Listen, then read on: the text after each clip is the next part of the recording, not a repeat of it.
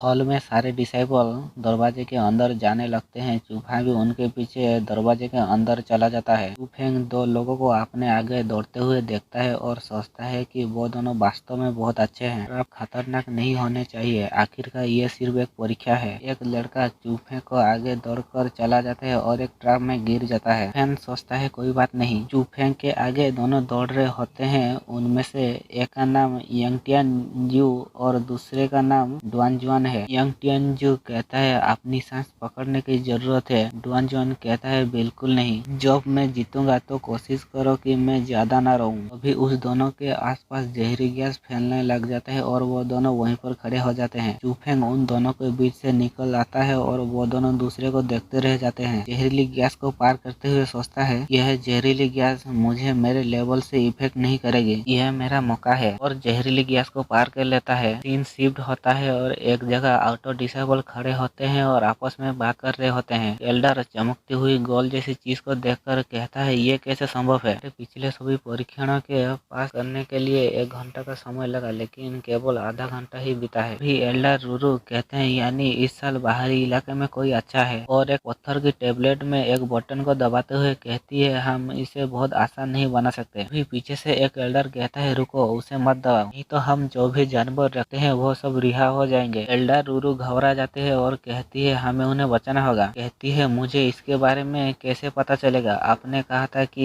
ये केवल उन्हें जारी करेगा। आपने कभी नहीं कहा कि ये सभी को रिलीज कर देगा। एक एल्डर सोचता है वो दो वास्तव में मार सकते हैं। हमें वहाँ तेजी से पहुँचना है। चूफेंग एक जगह पहुँच जाता है जहाँ पे एक खंबे के ऊपर कुछ रखा होता है। चूफेंग कहता है एक टेक्निक मैनुअल और 2 जियानलिंग प्लांट तो यह इनाम है। ये वास्तव में बहुत अच्छा है लेकिन मैं यहाँ उन लोगों के लिए नहीं हूँ। और 2 बड़े बड़े जानवर चूफेंग की तरफ बढ़ने लगते हैं। चूफेंग उन दोनों जानवर से बिना डरे ही वहीं पे खड़ा होता है और कहता है तुम अंत में यहाँ हो लिटिल बीस्ट। दोनों बीस्ट चूफेंग के आगे खड़े होते हैं। चूफेंग ये देखकर अपना आंखें मलता है और सोचता है क्या उन्होंने ये नहीं कहा कि केवल एक ही होगा। वो दोनों बीस्ट बहुत तेज से चिल्लाते हैं। चूफेंग अपनी कान बंद कर देता है और सोचता है क्या मुझे धोखा दिया गया है। उनमें से एक भी चूफेंग के ऊपर हमला कर देता है और चूफेंग का बायां कान जख्मी हो जाता है और एक भी चूफेंग को फिर से हमला कर देता है। चूफेंग एक दीवार से जाकर टकराता है उससे एक बड़ा गड्ढा बन जाता है। चूफेंग उड़ जाता है और कहता है इतना भी खराब नहीं। इस पंजे से हमला करता है लेकिन चूफा बहुत ही आराम से उसे डॉज कर देता है और कहता है एक ही मूव बार बार काम नहीं करता। चूफेंग उसे बहुत ही पावर से मुक्का मारता है और सोचता है मुझे लगता है कि मैंने अपना हाथ तोड़ दिया। दोनों एक साथ हमला करने के लिए आगे बढ़ते हैं लेकिन चूफा उसे डॉज कर देता है और उसकी पूंछ को पकड़ लेता है और उसे हवा में घुमा के दूसरे की ओर फेंक देता है। वो दोनों जाके पत्थर में टकरा जाते हैं। फेंग उनकी ओर हाथ दिखाकर इशारा करते हुए कहता है आओ। इन शिफ्ट होता है सारे ऑटो डिसाइपल अंदर की ओर दौड़ते हुए दिखाए जाते हैं और देखते हैं वो दोनों बीस्ट वहाँ पे मरे पड़े हुए हैं। वो सब कहते हैं इम्पॉसिबल वो दोनों मर चुके हैं।